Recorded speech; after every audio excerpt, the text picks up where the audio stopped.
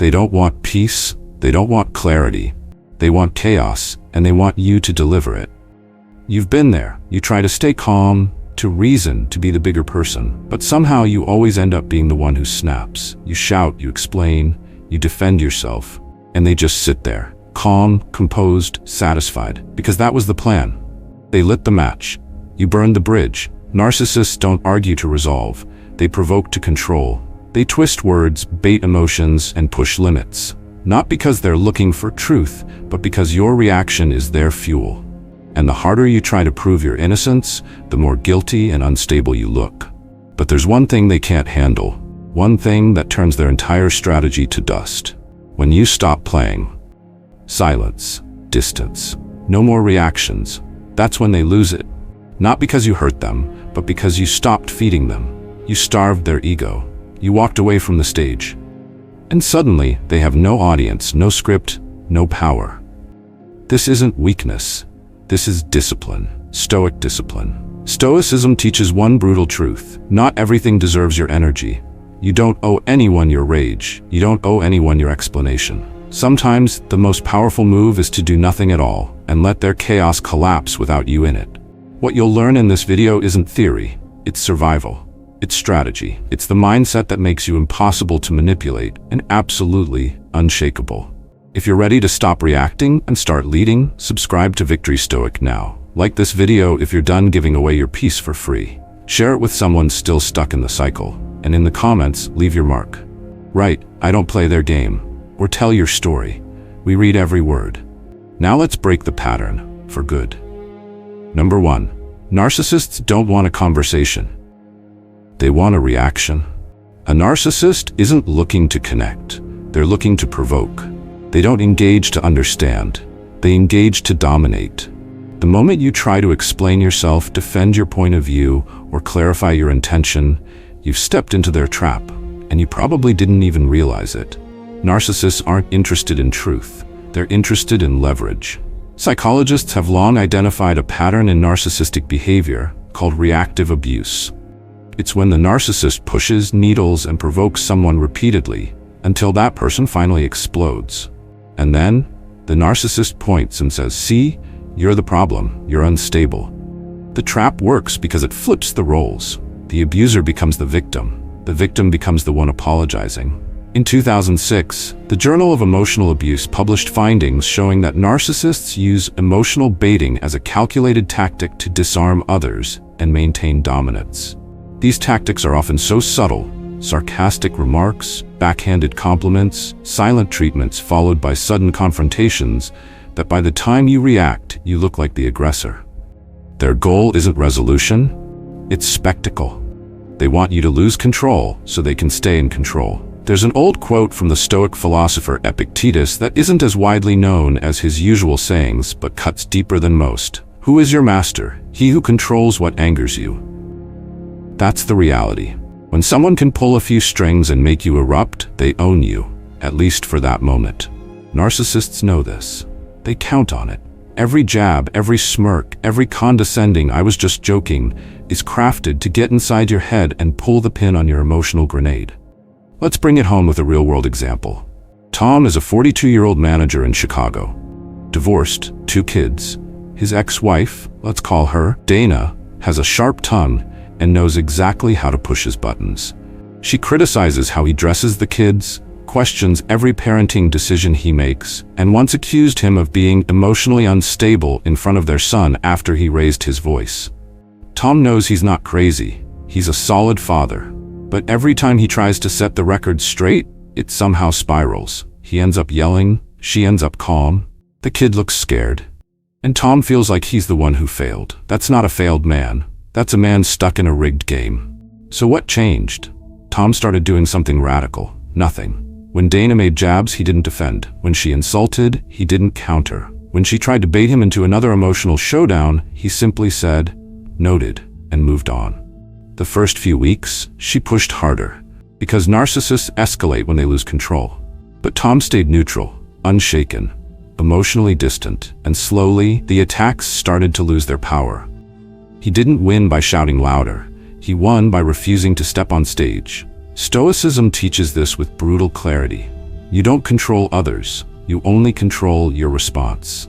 Marcus Aurelius wrote, "You have power over your mind, not outside events. Realize this, and you will find strength." Narcissists lose their grip the moment you stop giving them what they want: your attention, your rage, your confusion, your fear. When there's no reaction, there's no chaos. And when there's no chaos, their tactics fall apart. If you want to apply this practically, start with a rule you can follow at home. No immediate replies when emotions are high. Whether it's a text, a call, or a conversation, pause. Buy time. Narcissists thrive in quick, heated exchanges. Slow it down. Say, "Let me get back to you on that," or just don't respond at all. Give your nervous system a chance to reset before you engage. Another technique: use flat language. Don't justify, don't argue. Keep your responses short and factual. "Okay, I understand, I disagree." That's it. Every word you add is a hook they'll use to pull you back into the fight. Don't give them rope. And finally, get clear with yourself. Write down your boundaries before you're in the storm. Know what topics are off limits. Know what tone crosses the line. When you're grounded in your own standards, you stop reacting to theirs. Because here's the truth: the narcissist doesn't want clarity, they want control. And the moment you stop reacting, they lose both. Number 2, manipulators lose power. When you become unpredictable.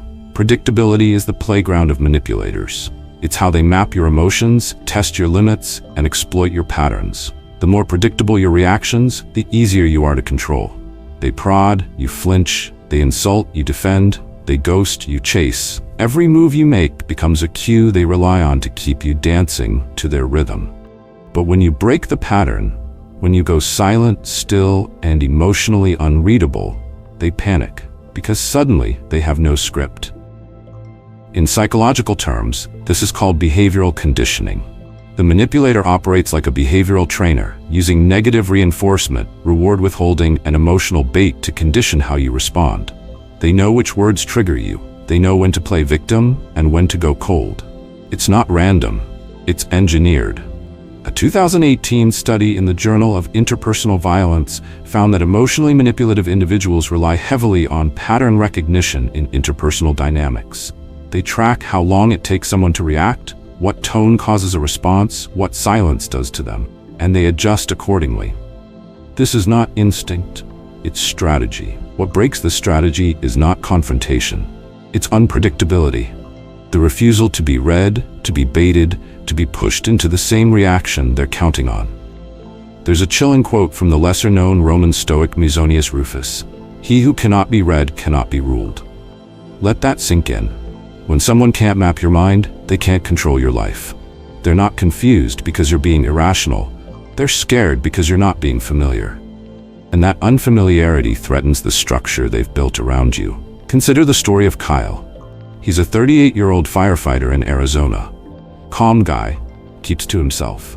But his relationship with his girlfriend, Rachel, had been quietly draining him for years. Rachel wasn't violent or loud. She was strategic. She'd freeze him out emotionally for days when he didn't text back fast enough.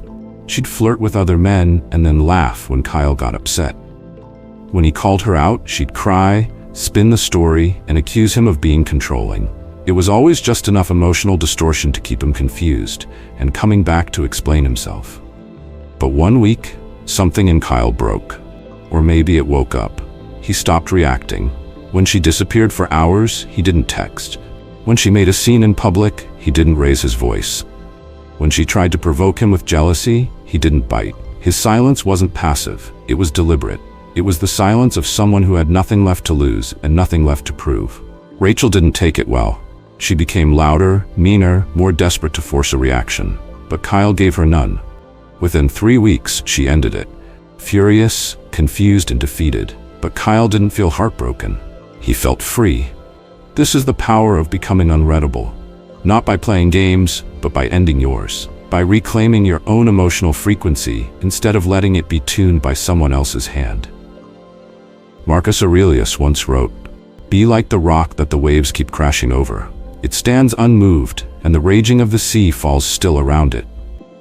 In a world of emotional chaos, the person who stays still becomes untouchable. And for manipulators, that stillness is terrifying. Because they can't hit what doesn't flinch. If you want to apply this, start simple. Begin with delayed response. When something triggers you, a text, a comment, a look, don't respond immediately. Wait.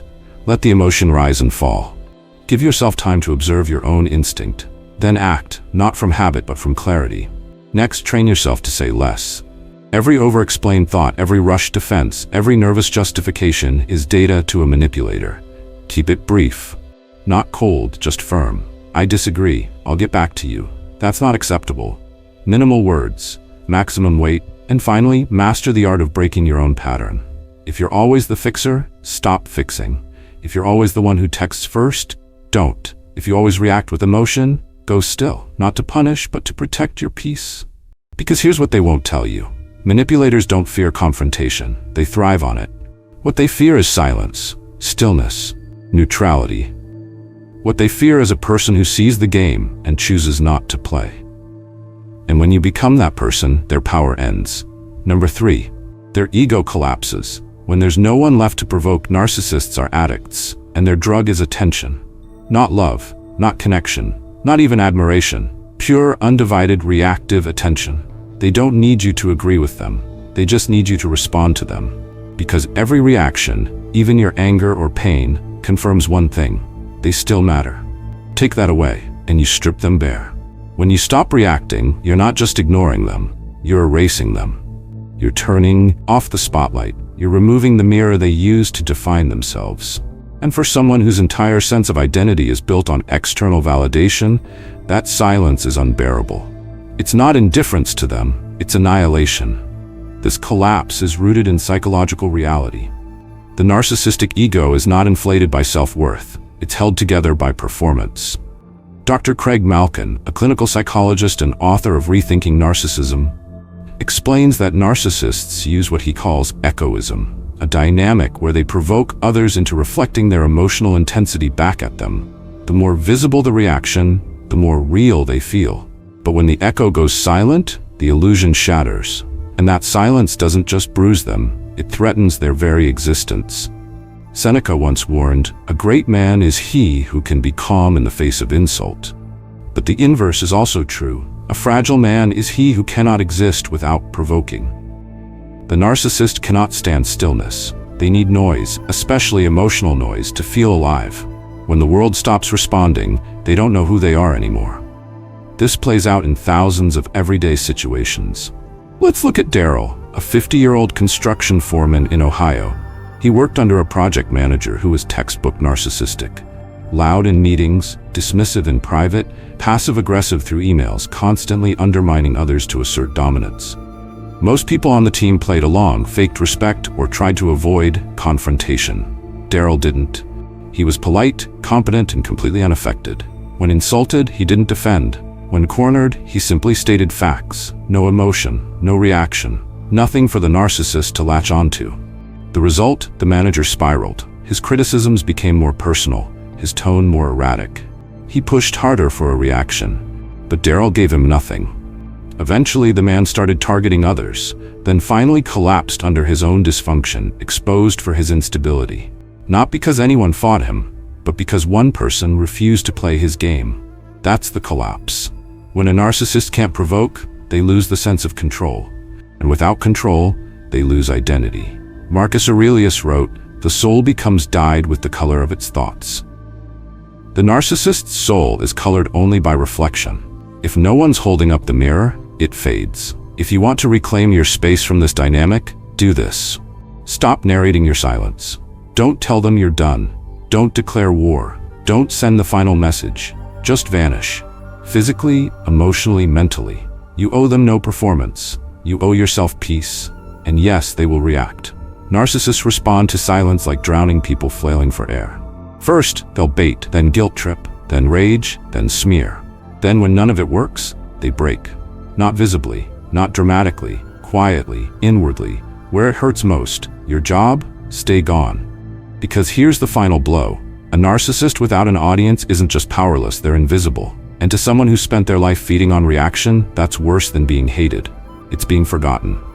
Number 4. You can't explain yourself to someone who doesn't want to understand. Some people listen to understand. Narcissists listen to reload. You think you're having a conversation. You're not. You're standing in front of a brick wall that talks back, not to connect, but to crush. Every sentence you offer is just more ammunition. Every explanation is another door you open for them to twist, bend, and slam in your face. And the harder you try to be heard, the louder they make sure you're not. This isn't communication, it's combat. And the only winning move is to walk away from the battlefield. From a psychological perspective, this is known as confirmation bias, when someone only hears information that supports what they already believe. But narcissists take it a step further. They don't just filter what they hear, they weaponize it.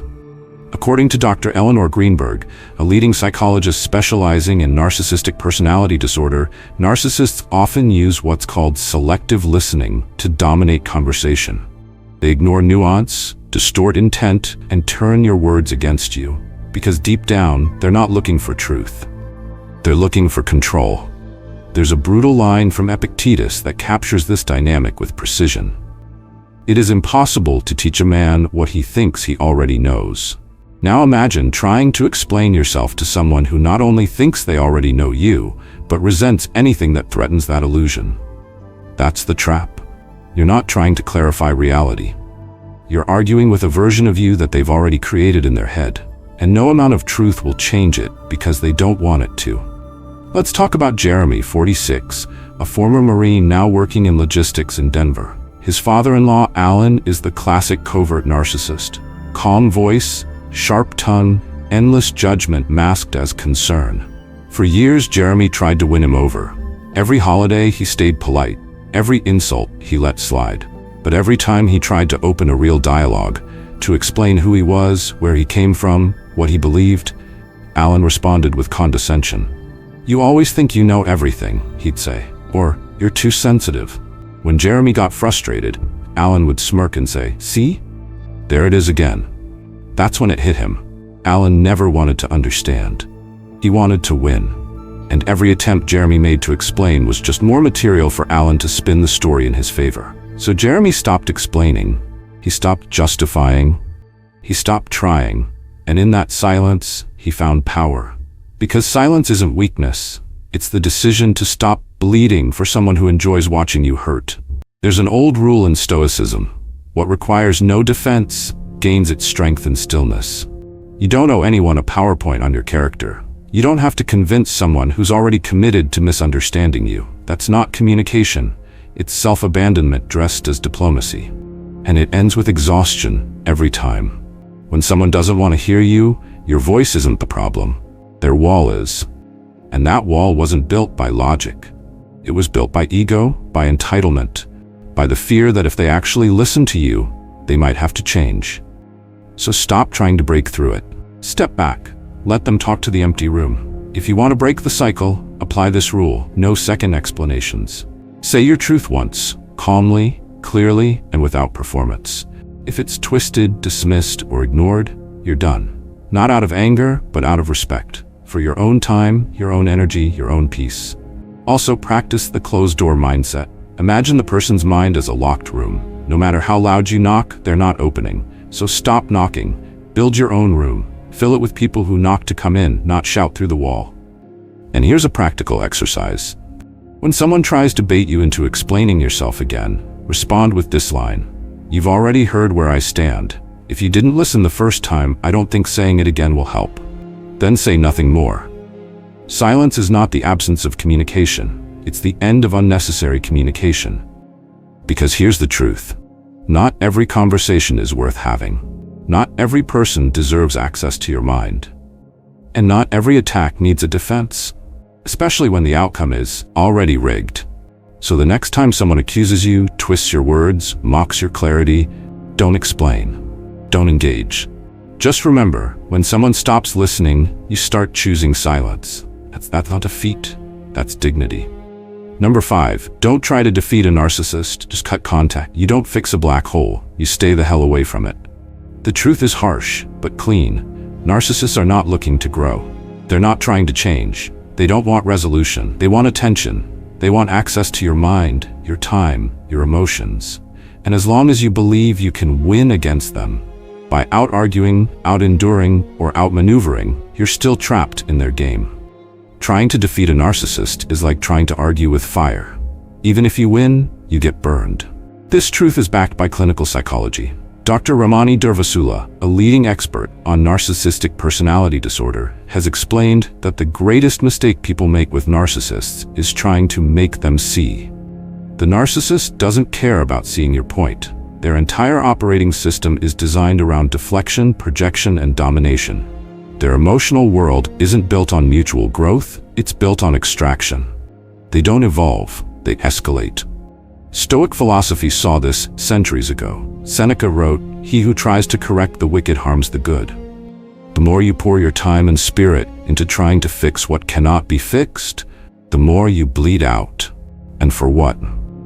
A person who only hears what serves their ego? A person who thrives when you suffer? You cannot help someone who is committed to misunderstanding you. And the longer you try, the further you drift from your own values. Consider the story of Monica, a 45-year-old accountant in Boston. For years, she tried to make it work with her older brother, Eric. He was charming in public, venomous in private. Every holiday ended in guilt. Every phone call turned into a one-way therapy session where Monica became the emotional punching bag. And every time she confronted him, he spun it around, made it about her tone, her attitude, her history. He didn't want to understand. He wanted control. Still, Monica kept showing up, hoping he'd change. Until one Thanksgiving, after a particularly cruel remark about their late mother, she stood up, picked up her coat, and walked out. She didn't scream, she didn't fight, she never called again.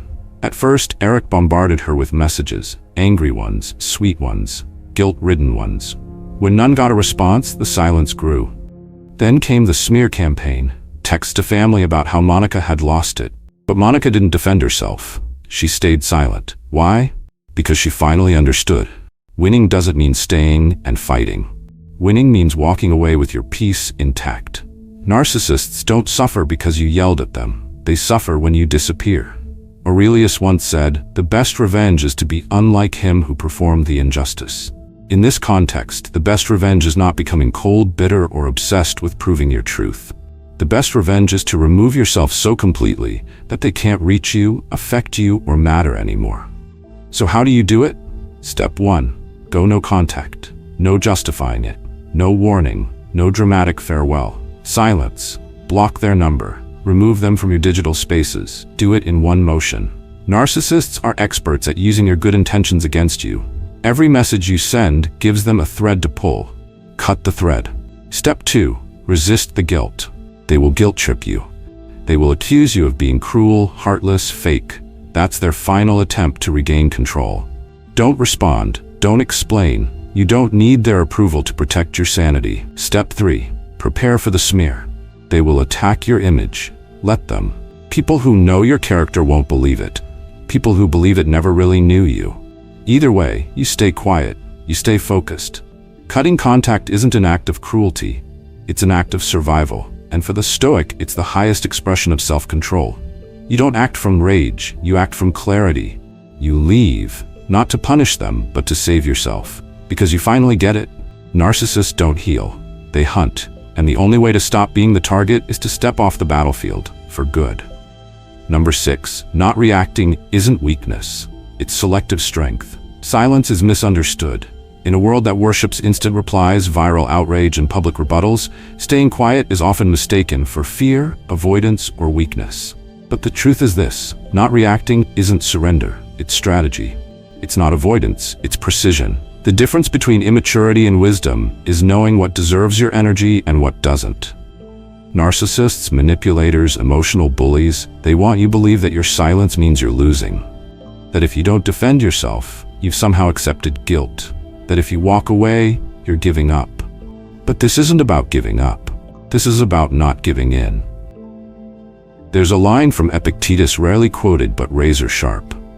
He who does not respond chooses where the battle takes place. That is the Stoic way. Calculated stillness, not passive suffering. Psychologically, this choice to stay silent is known as emotional non-reactivity.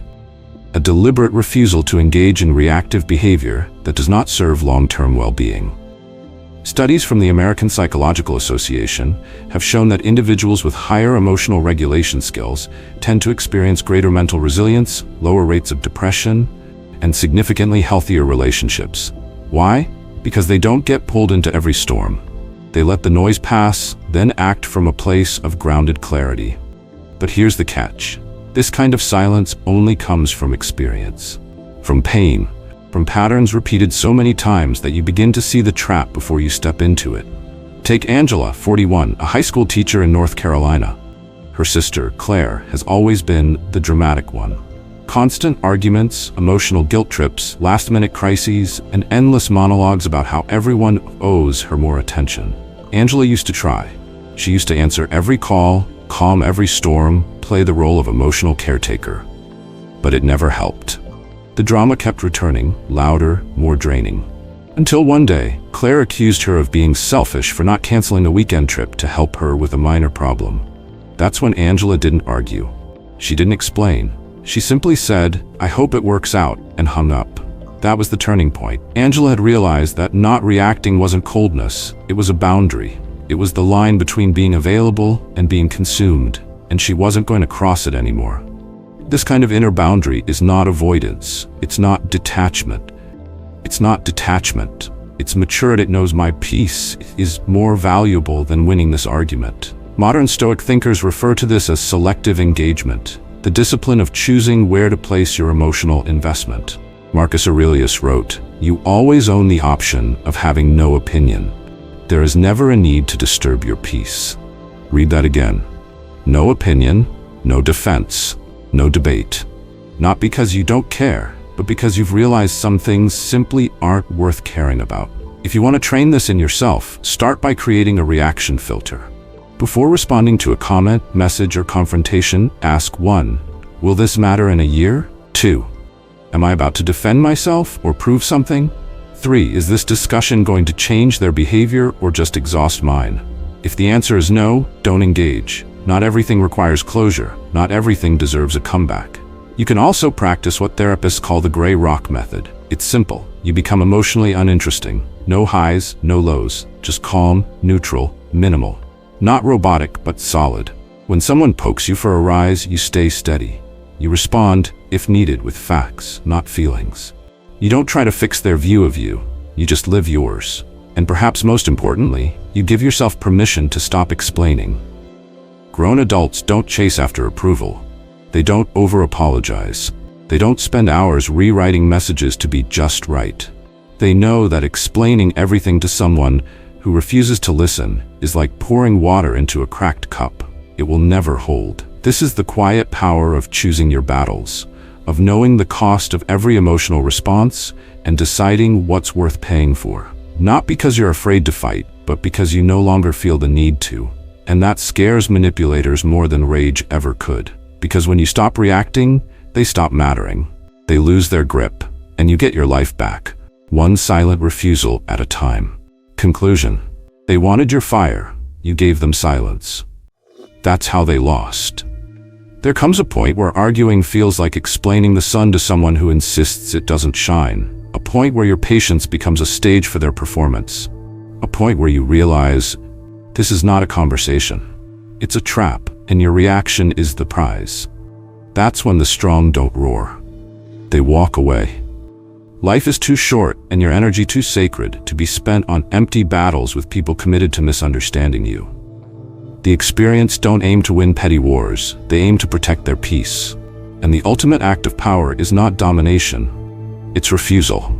Not because you're afraid, but because you're done. Silence in this world is misread by the loud. They confuse it with weakness because they've never tasted its strength. But those who've lived through manipulation know, silence is armor, not absence. It is the language of the untouchable. You do not need to explain yourself to those who mock your voice. You do not need to prove your worth to those who only understand conflict. You rise, you exit, and you leave them to echo in the emptiness they created. This isn't surrender. This is strategy.